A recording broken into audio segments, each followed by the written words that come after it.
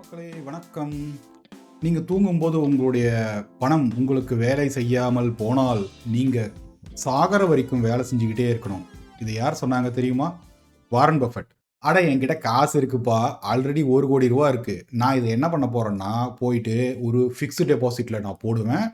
மாசம் மாசம் நான் 50,000 எடுத்துக்கிட்டே இருப்பேன் அப்படின்னா 10 வருஷம் கழிச்சு உங்ககிட்ட எவ்வளோ இருக்கும்? அந்த 1,00,00,000 அப்படியே ரீட்டைன் ஆகும். ஒரு 7% ரிட்டர்ன்ஸ் அதுலேருந்து வருதுன்னு வச்சுக்கோங்களேன். இதில் டாக்ஸேஷன்லாம் நான் எடுக்கல. டாக்ஸேஷனே டிடிஎஸ் எல்லாத்தையும் எடுக்கல. ரொம்ப சிம்பிளான கால்குலேஷன் வச்சுக்கோங்க. ஆனால் 10 வருஷம் கழிச்சு 1,00,00,000 அப்படிங்கிறது இன்ஃப்ளேஷன் அட்ஜஸ்டட், அதாவது பணவீக்கத்தை கட் பண்ணி பார்த்தீங்க அப்படின்னு சொன்னால் அப்போ அதோட மதிப்பு கிட்டத்தட்ட வெறுமனே 50 லட்சம் தான் இருக்கும். இது வந்து லைட்டாக யோசிக்கிறதுக்கு சிரமமாக இருந்ததுன்னு வச்சுக்கோங்களேன். இப்போ ரிவர்ஸில் யோசிச்சு பாருங்க. இப்போ எனக்கு மாதம் மாதம் எனக்கு 50,000 தேவை என்னோட வீடு ரன் பண்ணுறதுக்கு அப்படின்னு சொன்னால் 10 வருஷத்துக்கு முன்னாடி ஒரு 25,000 இருந்ததுன்னா நல்ல நல்ல இன்கம். கரெக்டாக இல்லையா? இதே மாதிரி தான் நமக்கு மெமரி வந்து ஃபேட் ஆக ஆரம்பிச்சிடும். 1 வருஷம் 2 வருஷம் 3 வருஷம் அவ்வளோதான் உட்காந்து நம்ம எழுதுறது இல்லை. வருஷம் வருஷம் பணவீக்கம் ஏறுதுங்கிறது மட்டும் தெரியுமே தவிர நம்ம எழுதி வைக்கிறது கிடையாது. இவ்வளோதாங்க. இந்த கால்குலேஷன் வந்து கொஞ்சம் கொஞ்சம் ஃபோர்சைட்டடாக நீங்கள் ரன் பண்ணீங்கன்னு வச்சுக்கோங்களேன், கிளியராக தெரியும். இதே 1,00,00,000 ரூபாயை நான் வந்து ஒரு மியூச்சுவல் ஃபண்டில் போடுறேன் அப்படின்னு சொன்னால் ஒரு 12% எனக்கு ரிட்டர்ன்ஸ் கிடைக்குது. நான் வந்து மாதம் மாதம் வந்து ஒரு இதே மாதிரி 50,000 எடுக்கிறேன் அப்படின்னு சொன்னால் 10 வருஷம் கழிச்சு என்னுடைய அசல் எவ்வளோ தெரியுமா இருக்கும்? 2 கோடி இருக்கும். இது வந்து மேஜிக்காக இல்லை, ஆனால் மாதம் மாதம் நான் 50,000 எடுத்துக்கிட்டே தான் இருக்கேன். இவ்வளோதாங்க.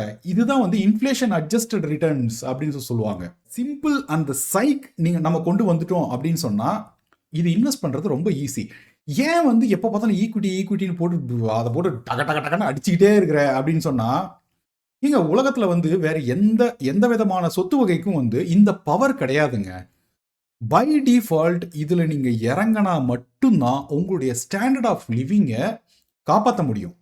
ஏன் அப்படின்னா இப்போ ஒரு தங்கம் ஒரு வருஷத்துல இவ்வளோ ஏறி போச்சு அவ்வளோ ஏறி போச்சு அப்படின்னு யோசிக்கலாம். டக்குன்னு பார்த்தீங்கன்னா 2012 2020 வரைக்கும் எவ்வளோ ரிட்டர்ன்ஸ் யாருக்குமே வந்து யோசிக்க மாட்டாங்க. 5 வருஷம் 6 வருஷம்லாம் வந்து யூஎஸ் டாலர் டேர்ம்ஸ் படி பார்த்தீங்கன்னா வந்து கோல்டு நகர்ந்திருக்காது. கோல்டு அசட் கிளாஸ் இருக்கு பார்த்தீங்களா, இது வந்து ஏறும்பொழுது கையில் இருக்கிற கோல்டெல்லாம் வந்து நம்ம வந்து பணக்காரன் ஆகிட்டோம் அப்படிங்கிற அந்த ஃபீல் வந்து யாருக்கும் வந்து வரவே வராது. நல்லா கவனிச்சு பாருங்க.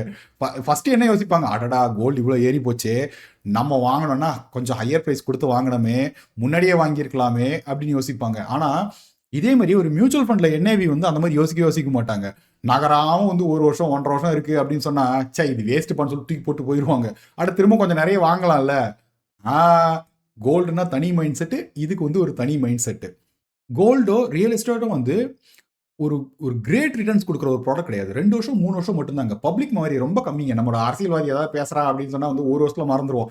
2-3 மாதத்துலேயே மறந்து போயிடுவோம். இதே மாதிரி தான் வந்து இந்த இன்ஃப்ளேஷன் அப்படிங்கிற விஷயமுமே.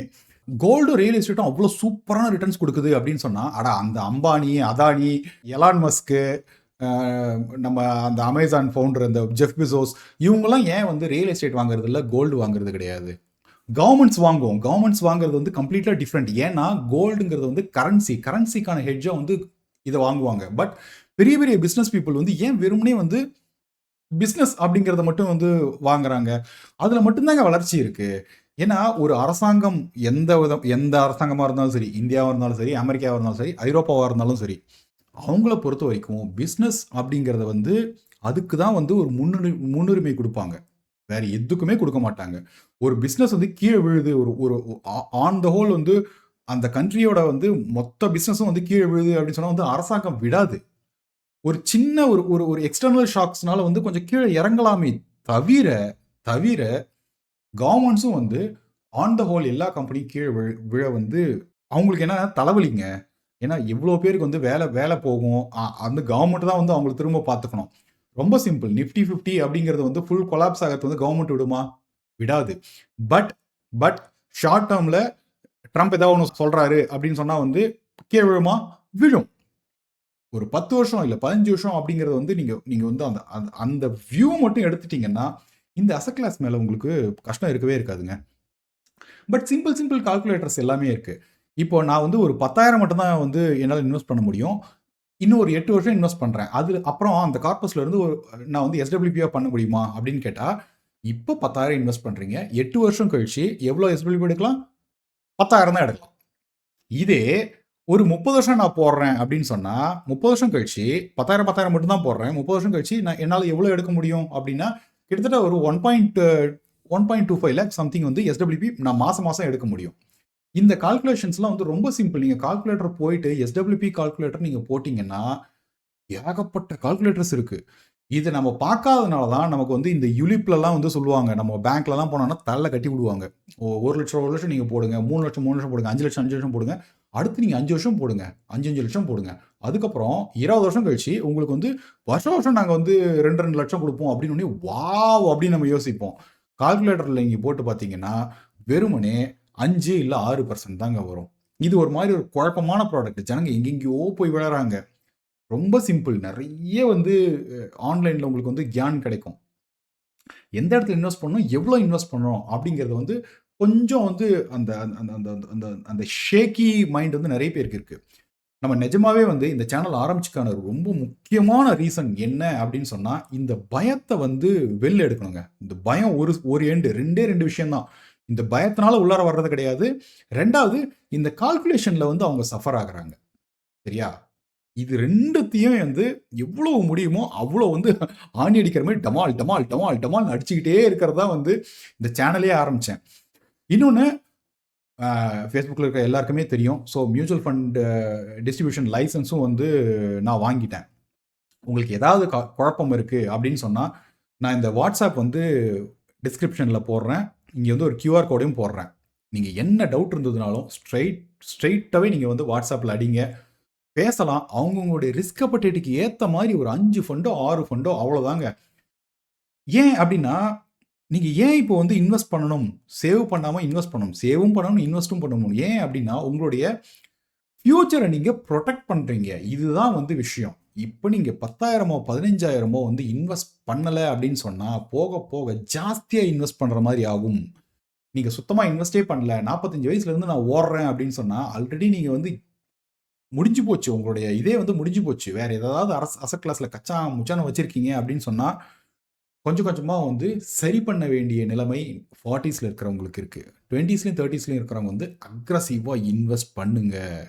ஹேவ் சம் ஒரு ஒரு ஓப்பன் மைண்டோட அப்ரோச் பண்ணுங்க. வீட்ல இருக்கிறவங்க கன்வின்ஸ் பண்ணணும். நெறைய விஷயங்கள் இருக்குங்க. எல்லாமே சேர்ந்து கூடி வந்தது அப்படின்னு சொன்னா தான், இது வந்து நமக்கு இந்த ஃபியூச்சர் புரொடெக்ஷன் அப்படிங்கிறது இருக்கு. ஏன்னா இது நமக்கே வந்து முதல்ல வந்து புரிய போறது கிடையாது. எக்ஸெலு அந்த கால்குலேஷன் அதெல்லாம் போட்டுட்டு, நாம போய் வந்து ஒய்ஃப்க்கு கிளியர் பண்ணணும். அப்புறம் வந்து அப்பா, அம்மாவுக்கு கொஞ்சம் கிளியர் பண்ணணும். ஸோ, இப்ப நீங்க ஸ்டார்ட் பண்ணணும். ஸ்டார்ட் பண்ணிட்டு ஒரு 2 வருஷமோ, 3 வருஷமோ வந்து அந்த ஃபண்ட்ஸ் எல்லாம் கொஞ்சம் நல்லா பெர்ஃபார்ம் பண்ணுதுன்னு வச்சுக்கோங்களேன். அதுக்கப்புறம் சரிப்பா அந்த பையன் வந்து ஏதோ பண்றான்ப்பா, ஒழுங்கா போகுது அப்படிங்கிற அந்த நம்பிக்கையே வந்து முதல்ல அவங்களுக்கு வரும். இந்த உங்களுடைய ஃபேமிலி மொத்தமா வந்து நீங்க எடுத்துட்டு வரணும். எடுத்துட்டு வந்துட்டு இன்வெஸ்ட்மென்ட் ஆரம்பிக்கணும். கால்குலேஷன் போடுங்க. கன்வின்ஸ் பண்ணுங்க. கன்வின்ஸ் பண்ண முடியல அப்படின்னா வந்து ஸ்டார்ட் ஸ்லோலி அக்ரஸிவா எடுத்துட்டு போயிட்டு நீங்க ஏதாவது எஃப்என்டோ பண்றீங்க, அது பண்றீங்க, இது பண்றீங்க அப்படின்னு சொன்னா கம்ப்ளீட்லி வந்து they will shut down your door. அதுக்கப்புறம் வந்து இந்த தூங்கும்போது பணம் பண்றது அதெல்லாம் இல்லை. நீங்க கடைசி வரைக்கும் சாகிற வரைக்கும் நம்ம வந்து வேலை செஞ்சுக்கிட்டே இருக்கிற மாதிரி தான் இருக்கும். சந்தோஷமா பண்றது பிரச்சனை இல்லைங்க. ஆனா பிடிக்காத ஒரு வேலையை வந்து எவ்வளவு நாள் நீங்க பண்ணுவீங்க? நீங்க ஆல்ரெடி வந்து உங்களுடைய ஜாப் வந்து ரொம்ப என்ஜாய் பண்றீங்க. You are a freelancer. எனக்கு வந்து எந்த விதமான பிரச்சனையும் கிடையாது. கடைசி வரைக்கும் நான் என்ஜாயும் பண்ணுவேன். சந்தோஷமா இருக்கேன். அப்படின்ற மாரி இருந்ததுன்னு வச்சுக்கோங்களேன். தொடர்ந்து பண்ணுங்க. ஒண்ணும் பிரச்சனையே கிடையாது.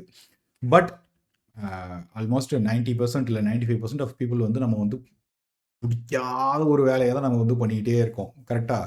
பிடிக்காத வேலை பண்றோம் அப்படின்னு சொன்னா வந்து ஃபியூச்சர நம்ம செக்யூர் பண்ணியே ஆகணும். ஏதாவது டவுட் இருந்ததுன்னா வந்து நம்ம வாட்ஸ்அப் படிங்க. டைரக்ட்டா வந்து we will talk. Your future is in your hands. Money should work when you are sleeping. If not, you need to work until you die. Warren Buffett மகான் வாரன் பஃபெட் சொன்னாரு. இத பார்த்துக்கோங்க. வேற ஏதாவது டவுட் இருந்து அப்படின்னு சொன்னா வந்து கமெண்ட் செக்ஷன்ல போடுங்க. தொடர்ந்து பேசுவோம். Great day. Thank you. Bye.